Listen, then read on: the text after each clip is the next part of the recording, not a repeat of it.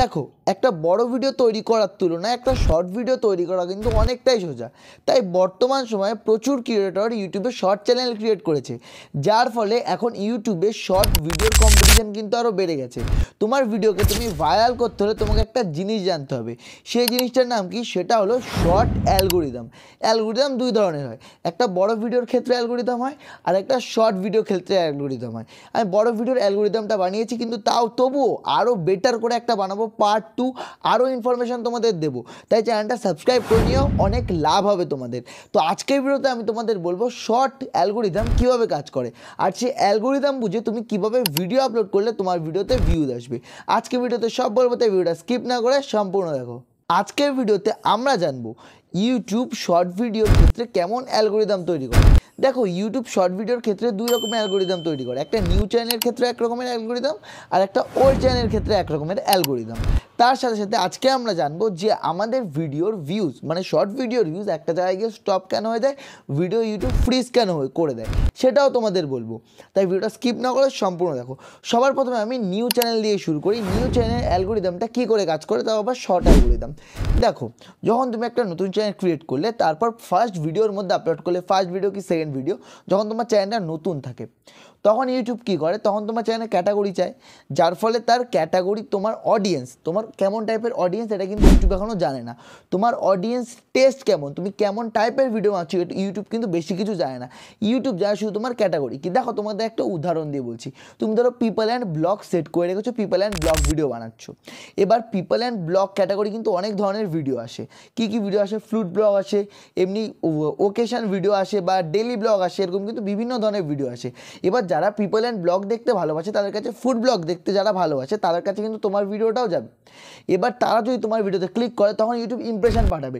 এরকম করে ইউটিউব কিছু প্রথমে র্যান্ডম অডিয়েন্সের কাছে তোমার ভিডিওটা পাঠায়।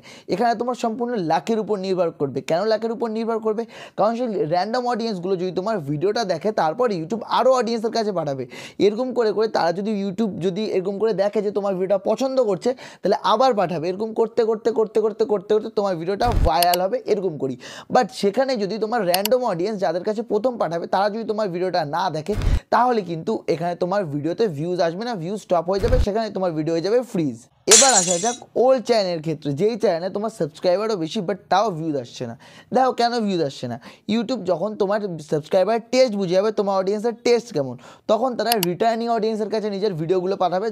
যেই অডিয়েন্স তোমার ভিডিও দেখতে পছন্দ করে, মানে আগেও দেখেছে, সেই ধরনের অডিয়েন্সের কাছে তোমার ভিডিওটা পাঠাবে। এবার তারা যদি তোমার ভিডিও না দেখে, তখন ইউটিউব ভাববে তোমার ভিডিওতে দম নেই, তুমি ভালো ভিডিও বানাচ্ছ না, এর জন্য তোমার ভিডিওতে ভিউজ আসছে না। এবার বলবে যে হ্যাঁ আমরা একটা ভিডিও খারাপ বানালাম, দুটো ভিডিও খারাপ বানালাম, তিনটে ভিডিও তো ভালো বানাবোই, এবার সেই ভিডিওটায় কেন ভিউজ দেবে না ইউটিউব।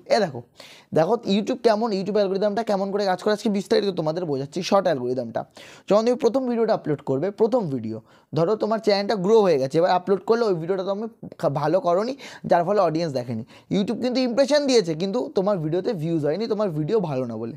ঠিক আছে, এখানে তোমার ভিডিও ভালো না, তারপরে আরেকটা খারাপ ভিডিও বানালে, যার ফলে তোমার অডিয়েন্সের ওই ভিডিও পছন্দ হলো না, সে দেখলো না, তারপরে একটা কোয়ালিটিফুল ভিডিও বানালে, এবার ইউটিউব তোমার ইমপ্রেশন কিন্তু ধীরে ধীরে ডাউন করতে থাকবে। এবার তুমি যদি কী করে তোমাদের বোঝাই, আরেকটা উদাহরণ দিয়ে বোঝাচ্ছি, তোমাদের পুরো ক্লিয়ার করে দিচ্ছি ব্যাপারটা। মানে এক কথায় বলতে গেলে তোমার এক একটা ভিডিও আর একটা ভিডিওর উপর নির্ভর করে।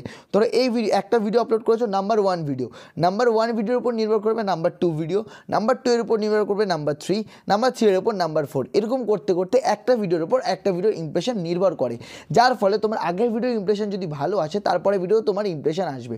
এর জন্যই কিন্তু যেই মাসে ভিউজ তোমার ভালো আসে, তার পরের মাসেও সেই মাসে কিন্তু পুরোটাই ভালো যায়, আর যেই মাসে ভিউজ আসে না, সেই মাসে কিন্তু ভিউজ আসেই না, কারণ সম্পূর্ণ ইউটিউব অ্যালগোরিদমের খেলা। তো এই খেলাই বুঝতে পারলে তোমার ভিডিওতে কিন্তু ভিউজ আসবে। এবার কি করে বুঝবে যে তোমার কোন ভিডিও কোয়ালিটিফুল, কোন ভিডিও ভালো হয়েছে, কোন ভিডিও ভালো হয়নি।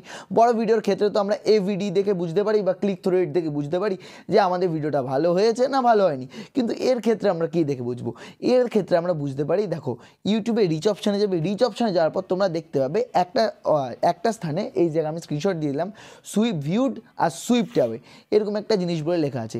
সেই সুইপ ট্যাবের জায়গায় তোমার 48% থাকলে সেখানে কিন্তু হবে না, তোমার ভিডিও কোয়ালিটিফুল নেই। আর তোমার ভিউডের জায়গায় তোমার 65% থাকতে হবে। এবার এটা কি, এটা হলো যারা তোমার ভিডিও দেখেছে তারা কিন্তু সেখানে ভিউড দেখাবে, মানে তোমার ফুল ভিডিও ওয়াচ করেছে। আর যারা তোমার ফুল ভিডিও ওয়াচ করেনি, সুইপ করে চলে গেছে, সেখানে সুইপ সুইপ টাইপে দেখাবে। এবার কত পার্সেন্ট থাকলে আমরা বুঝবো আমাদের ভিডিও ভালো হয়েছে? তোমার কমসে কম থাকতে হবে 65, 70, 80, 90 ইটিসি, মানে তোমার 65-এর ওপরে থাকতে হবে, তাহলে বুঝবে তোমার ভিডিওটা কোয়ালিটিফুল হয়েছে। এরকম করে তুমি যদি ভিডিও আপলোড করতে থাকো তাহলে তুমি একজন বড় ক্রিয়েটর হতে পারবে। তাহলে তোমার বুঝতে হবে শর্ট অ্যালগোরিদম। তো শর্ট অ্যালগোরিদম আজকে আশা করি তোমাদের বোঝাতে পেরেছি। তাও যদি তোমাদের বুঝতে কোথাও বিন্দুমাত্র সমস্যা থাকে আমাকে কমেন্ট বক্সে কমেন্ট করে আমি নিশ্চয়ই রিপ্লাই দেবো। আর আমার চ্যানেল নতুন হয়ে থাকলে সাবস্ক্রাইব করে দিও, ভিডিওটা ভালো লাগে লাইক তো অবশ্যই করবে। বাই দা ওয়ে, দেখা হচ্ছে নেক্সট ভিডিওতে।